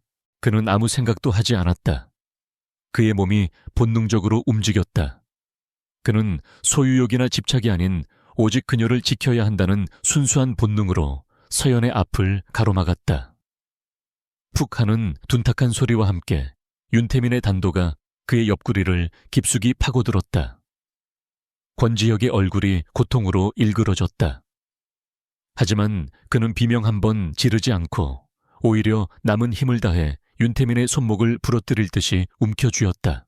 그 순간을 놓치지 않고 강민호의 보안팀이 달려들어 윤태민을 완벽하게 제압했다. 그의 손에서 떨어진 단도가 차가운 바닥 위로 떨어지며 섬뜩한 금속성을 냈다. 모든 것이 끝났다. 윤태민은 짐승처럼 울부짖으며 끌려나갔다. 그의 길고 긴 복수극은 가장 허무하고 비참한 방식으로 막을 내렸다. 테라스에는 이제 세 사람만이 남아있었다. 권지혁, 한서연, 그리고 강민호. 아드레날린이 사라진 자리에 지독한 고통이 밀려왔다. 권지혁의 몸이 휘청거렸다. 서연은 비명을 지르며 무너지는 그의 몸을 부축했다. 그의 셔츠가 붉은 피로 빠르게 번져나갔다. 그는 그녀의 품에 기댄 채 고통 속에서도 희미하게 미소 지었다. 다치지 않았어. 그의 첫마디는 자신의 안위가 아닌 그녀의 안전을 묻는 것이었다. 서연의 눈에서 뜨거운 눈물이 쏟아져 내렸다. 폭풍은 지나갔지만 그들이 서 있는 땅은 모든 것이 파괴된 폐허 위였다. 시간이 멈춘 듯한 병실은 온통 흰색이었다. 흰색 벽, 흰색 시트, 그리고 창밖으로 들어오는 햇살에 반사되어 하얗게 빛나는 먼지까지. 그 공간의 유일한 색채는 권지혁의 옆구리에 감긴 붕대 위로 희미하게 배어나온 핏자국과 그의 곁을 뜬 눈으로 지사오며 창백해진 한서연의 얼굴뿐이었다. 윤태민이 제압되고 모든 것이 끝난 그 밤 이후 세상은 다시 시끄럽게 돌아가기 시작했지만 두 사람의 시간은 이 고요한 병실 안에 갇혀 있었다. 외부의 폭풍은 예상보다 싱겁게 끊었다. 강민호 실장이 가져온 보고에 따르면 윤태민은 살인 미수와 불법 감금 교사 등 수많은 혐의로 구속되었다. 권지혁의 정보팀이 그동안 수집해온 그의 모든 비리 자료까지 검찰에 넘어가면서 그는 재기불능 상태에 빠졌다. 언론은 하루아침에 태도를 바꿔 윤태민을 희대의 악마로, 한서연을 비극을 이겨낸 용감한 예술가로, 그리고 권지혁을 사랑하는 여인을 위해 목숨을 던진 비운의 영웅으로 포장했다. 하지만 그 어떤 영웅서사도 이 숨막히는 침묵을 깨뜨릴 수는 없었다. 권지혁이 수술 후 의식을 차리고 며칠이 지나도록 두 사람 사이에는 아무런 대화도 오가지 않았다. 서연은 묵묵히 그를 간호했고 지혁은 그런 그녀를 그저 바라볼 뿐이었다. 그들의 눈빛 속에는 너무나도 많은 말들이 담겨 있었지만 그 어떤 말도 섣불리 입 밖으로 꺼낼 수 없었다. 모든 진실이 드러난 폐허 위에서 그들은 어떻게 다시 서로를 마주해야 할지 알지 못했다. 침묵을 먼저 깬 것은 서연이었다. 그녀는 깎은 사과를 그에게 건네며 아주 조용하고 담담한 목소리로 말했다. 고마워요. 내 목숨을 구해줘서. 그녀의 목소리에는 원망이나 분노가 실려 있지 않았다. 그저 깊은 슬픔과 피로감만이 묻어나왔다.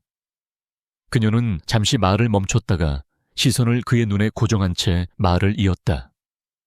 하지만 당신이 내게 한 일은 결코 용서할 수 없어 묵혀놔요. 그녀의 말은 칼날처럼 날카롭지 않았지만 그래서 오히려 더 깊숙이 그의 심장을 파고들었다. 그녀는 자신이 그 금빛 감옥 안에서 느꼈던 공포와 무력감, 그리고 자신의 영혼이 어떻게 서서히 죽어갔는지에 대해 덤덤하게 이야기했다. 그것은 비난이 아니었다. 그저 돌이킬 수 없는 상처에 대한 너무나도 아픈 사실의 기록이었다. 당신은 나를 사랑한 게 아니에요. 당신은 그저 당신의 불안함과 집착을 사랑이라는 이름으로 포장했을 뿐이에요. 권지혁은 아무런 변명도 하지 않았다. 아니, 할 수 없었다. 죽음의 문턱에서 돌아온 그는 비로소 자신이 얼마나 끔찍한 괴물이었는지를 깨닫게 되었다. 그는 사랑하는 여자를 지킨다는 명목 아래 그녀의 날개를 꺾고 그녀의 영혼에 지울 수 없는 상처를 새겼다. 그는 윤태민과 다를 바 없는 또 다른 형태의 약탈자였다.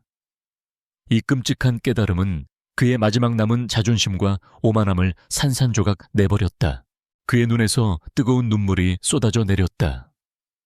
대한민국을 호령하던 거대한 제국의 총수는 이제 그저 사랑하는 여자 앞에서 용서를 구하는 방법조차 잊어버린 한 명의 나약한 남자에 불과했다. 그는 어린아이처럼 흐느끼며 미안하다는 말만을 반복해서 중얼거렸다. 그것은 용서를 구하기 위한 말이 아니었다. 그것은 그의 뒤틀린 사랑이 남긴 모든 상처에 대한 너무나도 뒤늦은 참회이자 고백이었다. 서연은 그의 눈물을 묵묵히 바라보았다. 그녀의 마음속에서도 눈물이 흘렀다. 그녀는 그를 증오했지만 동시에 여전히 사랑하고 있었다. 하지만 그녀는 알고 있었다. 이 상처투성의 사랑은 더 이상 예전으로 돌아갈 수 없다는 것을. 그들의 관계는 이미 돌이킬 수 없는 강을 건너버렸다. 그녀가 그를 용서하든 용서하지 않든 그들은 함께할 수 없었다. 며칠 후 권지혁은 퇴원 수속을 밟았다. 모두가 그가 서연과 함께 예전의 펜트하우스로 돌아갈 것이라고 예상했다. 하지만 그는 운전기사에게 전혀 다른 곳으로 가라고 지시했다. 차가 멈춘 곳은 모든 악몽이 시작되었던 그녀의 작업실 앞이었다.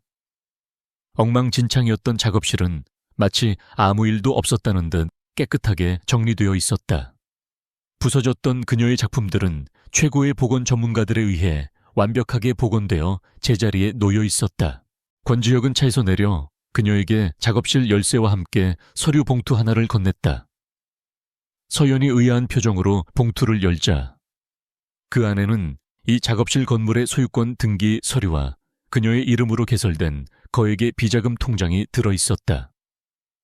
모든 서류에는 한서연이라는 그녀의 이름만이 적혀 있을 뿐 권지혁의 흔적은 어디에도 없었다.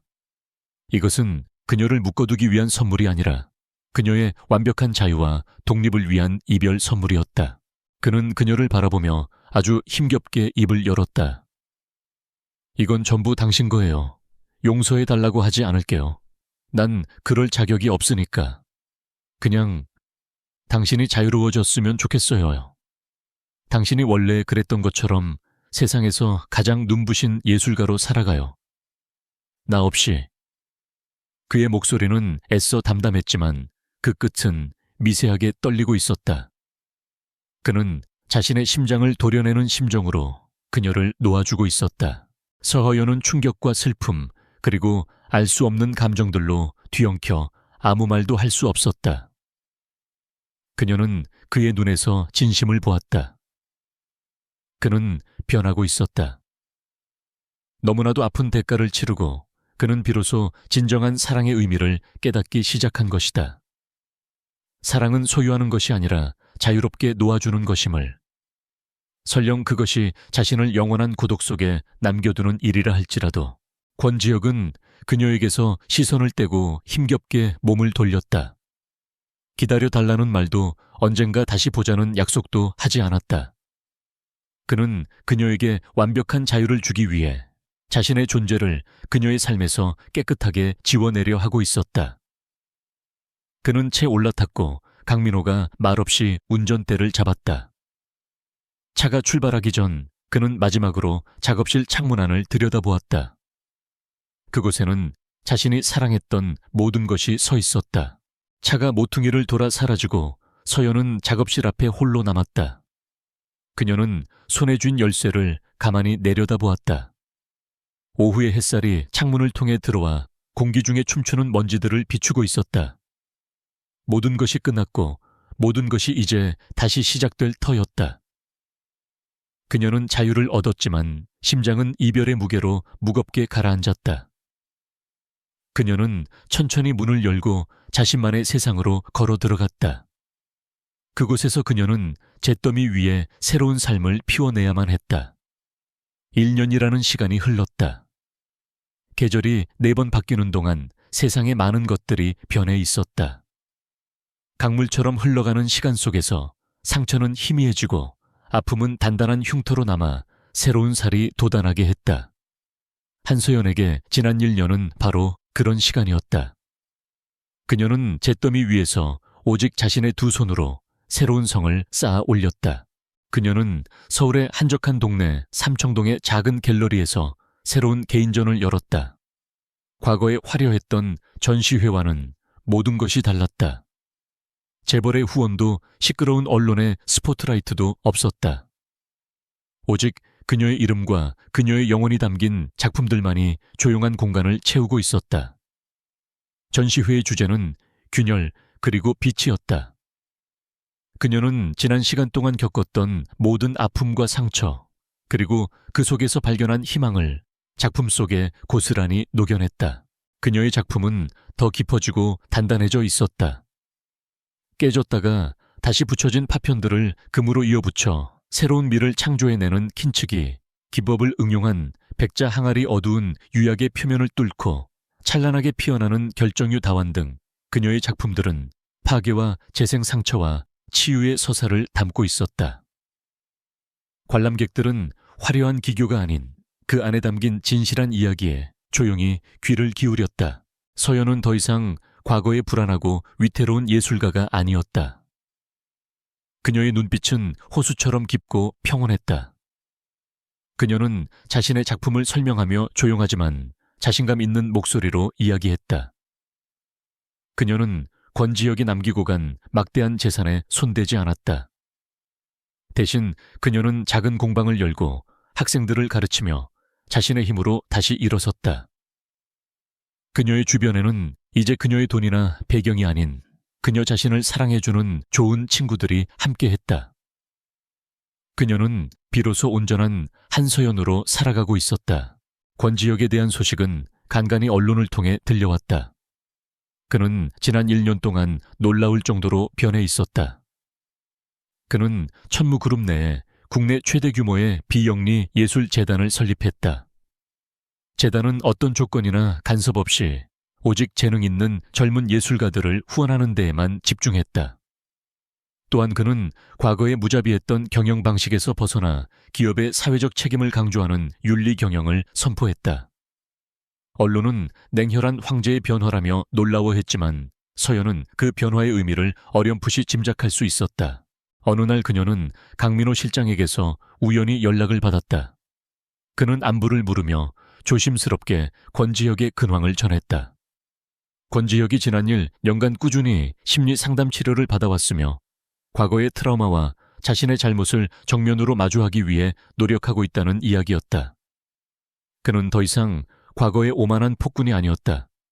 그는 자신의 상처를 인정하고 그것을 치유하기 위해 고통스러운 과정을 거치고 있는 한 명의 인간일 뿐이었다.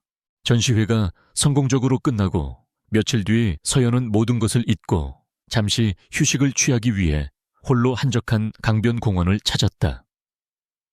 가을의 끝자락 노을이 지는 강변은 평화로웠다.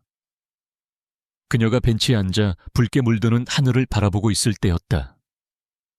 저 멀리 강변을 따라 천천히 걷고 있는 한 남자의 실루엣이 그녀의 시야에 들어왔다. 익숙하면서도 어딘가 낯선 뒷모습. 그녀의 심장이 저도 모르게 내려앉았다. 권지혁이었다. 그는 수행원도 비서도 없이 그저 평범한 코트 차림으로 혼자 서 있었다.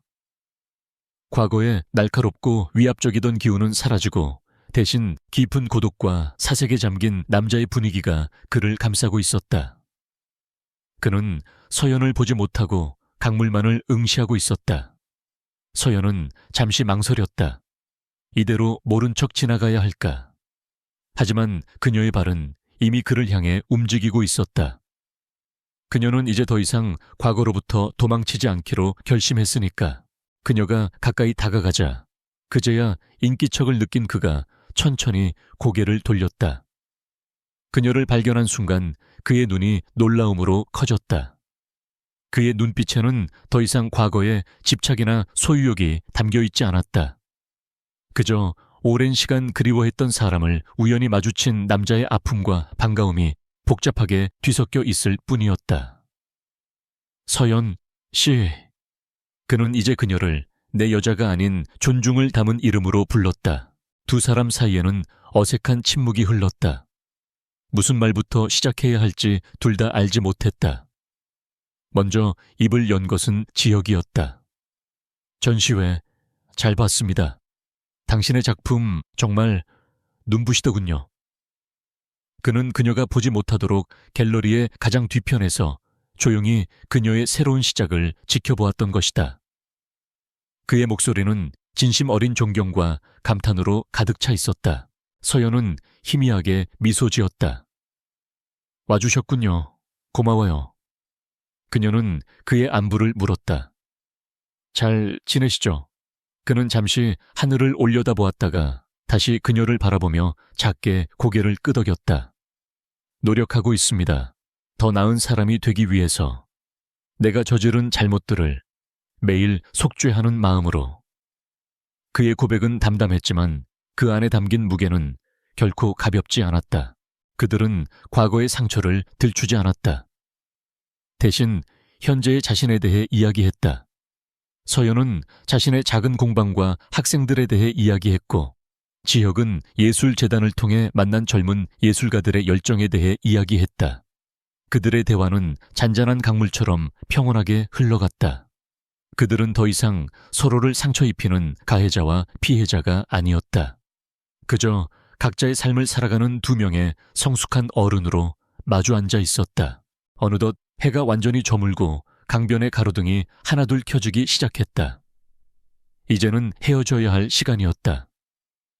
권지혁은 아쉬움을 숨기며 먼저 자리에서 일어섰다. 그는 그녀의 자유를 존중하기 위해 그녀의 삶에 더 이상 머물러서는 안 된다는 것을 알고 있었다. 만나서 반가웠습니다, 서연 씨. 정말로. 그는 그렇게 마지막 인사를 건네고 천천히 몸을 돌려 걸어가기 시작했다. 그의 뒷모습이 어둠 속으로 멀어져 가고 있었다. 서연은 그 뒷모습을 가만히 바라보다가 자신도 모르게 그를 향해 외쳤다. 지혁 씨. 그녀의 목소리에 그가 걸음을 멈추고 돌아보았다. 그의 눈이 희미한 가로등 불빛 아래서 흔들렸다. 서연은 작은 용기를 내어 미소를 지으며 말했다. 언제? 시간 괜찮을 때 커피 한 잔 하실래요? 그냥 친구로서요. 그 순간 권지혁의 얼굴에 지난 1년 안이 그가 평생 지어본 적 없었던 것 같은 진짜 미소가 번졌다. 그것은 모든 고통과 집착을 내려놓은 남자의 순수한 희망과 안도가 담긴 미소였다. 그는 천천히 고개를 끄덕였다. 네, 아주 많이 좋을 것 같네요. 그는 그 말을 남기고 다시 몸을 돌려 자신의 길을 걸어갔다. 서연 역시 미소를 지으며 반대 방향으로 걸었다. 두 사람은 서로 다른 길을 향해 걸어갔지만 그들의 마음은 이제 같은 곳을 향하고 있었다. 폭풍은 지나갔고 모든 것이 무너졌던 폐허 위에서 마침내 새로운 싹이 돋아나고 있었다. 이것은 동화 같은 해피엔딩이 아니었다. 이것은 상처 입은 두 영혼이 서로를 존중하고 이해하며 처음부터 다시 시작할 수 있는 가능성을 얻게 된 현실의 가장 희망적인 시작이었다. 그들의 진짜 사랑은 아마도 지금부터 시작될 터였다.